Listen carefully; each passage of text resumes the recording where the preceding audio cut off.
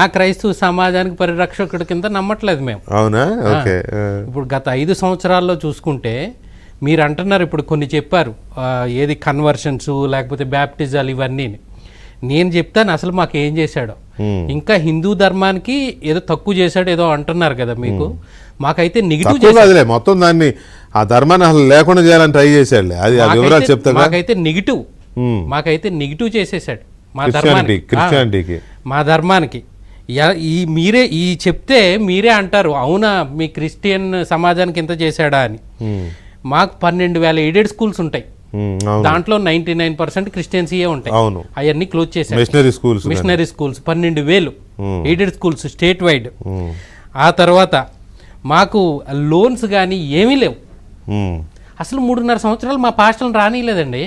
మా బిషప్లను కానీ పాస్టర్లను కానీ దగ్గరికి రానియలేదు.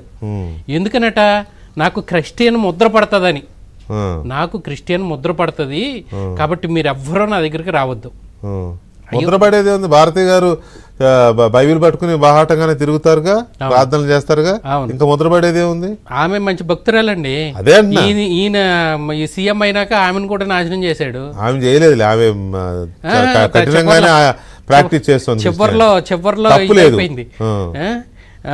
సరే, ఇప్పుడు ఎవరు కొంతమంది ఆర్థోడాక్స్ క్రిస్టియన్స్ ఉంటారు, ఆర్థోడాక్స్ హిందూస్ ఉంటారు, కొంతమంది అన్నీ ఫాలో అవుతుంటారు. మనం అది జడ్జి చేయలేము. సరే, ఎవరిష్టం వాళ్ళది. ఇప్పుడు మతానికి, ఇప్పుడు మన భారతదేశంలో మతాలు ఉన్నాయి, కులాలు ఉన్నాయి, లేకపోతే కుటుంబం ఉంది. ఈయన కుటుంబానికి చేయలేదు, లేకపోతే కులానికంటే మరి కులానికి 2014 ఆ టైంలో చంద్రబాబు గారు కమ్మ కులానికి చేస్తున్నాడనే కదా బాగా ప్రచారం చేశాడు. మరి నా అభిప్రాయాలు చెప్తున్నాను ఇవన్నీ నేను. మరి అంటే రెడ్లకి అందరికీ చేశాడో లేదో నాకు తెలియదు, కానీ ఆయన సీఎం అయిన తర్వాత 4 రెడ్లకే కదా ఇచ్చింది. 4 ఏంటి, ఆధార్లు అక్కడ ఉండే నామినేటెడ్ పోస్టులు మొత్తం వాళ్ళే కదా. 800 మంది తేలారు చివరికి. 800 మంది మెయిన్ పర్సన్స్. కోటరీ అయితే వాళ్ళే, కోటరీ 4 రెడ్లకే కదా పంచింది. సీఎం ఆఫీస్ లో కూడా వాళ్ళే కదా. మరి ఇప్పుడు ఎవరు చీఫ్ సెక్రటరీ కులపిచ్చి ఎవరుకున్నట్టు? అరే, కులానికి చేయొద్దు అంటలే, నీ కులానికి చేసుకోవాలి, రేపు పొద్దున్న నీ కులానికే చేయలేదంటారు, నీ మతానికి చేయలేదంటారు, లేకపోతే నీ కుటుంబం సొంత తల్లికి చెల్లికి చేయలేదంటారు అంటున్నారు. అంటే మొత్తం దోచిపెట్టమని కాదు, దేర్ షుడ్ బి బ్యాలెన్స్ కదా. బీపీ లాగా బ్యాలెన్స్ వాళ్ళకు కూడా చేయాలి, సొంత చల్లికి సొంత తప్పులేదు, మొత్తం దోచిపెట్టొద్దని. కానీ ఈయన నా తల్లికి చేయను లేకపోతే నా చెల్లికి చేయను మరి అన్నాడు. సో బ్యాలెన్స్ లేదనిపిస్తుంది ఈయనకి. తర్వాత మా దానికి ఈ కన్వర్షన్స్ అంటున్నారు కదా, ఈయన ఏం చేయలేదండి అసలు కన్వర్షన్స్. ఇప్పుడు ప్రతి ఒడు కన్వర్ట్ అవ్వాల్సిందే మేము.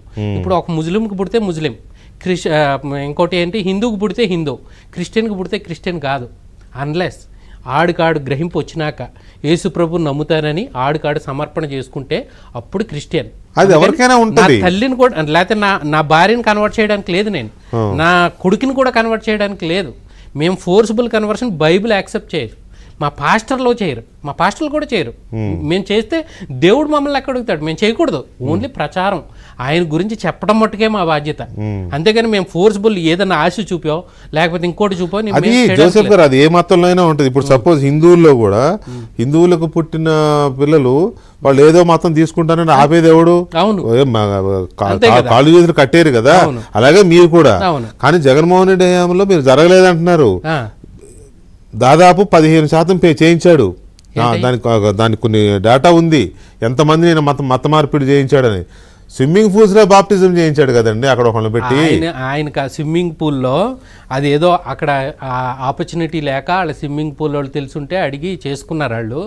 ఎవరో మెయిన్ ప్రభుత్వ కార్యాలయాల్లో సువార్త కూటమి పెట్టాడా లేదా, గ్రామ సచివాలయాల్లో పై ఫ్లోర్ లో కింద ఫ్లోర్ లో. అంటే ఇప్పుడు భారతదేశంలో ఆధ్యాత్మిక చింతన ఎక్కువ, దైవ చింతన ఎక్కువ. ఇక్కడ ఉన్న మతాలు ఎక్కడా లేవు. ఈవెన్ హైందవత్వంలో కూడా అనేక శాఖలు ఉన్నాయి కదా, గొప్పతనమే అది. అది మంచిది. దైవాన్వేషణ, దైవ చింతన, మనిషి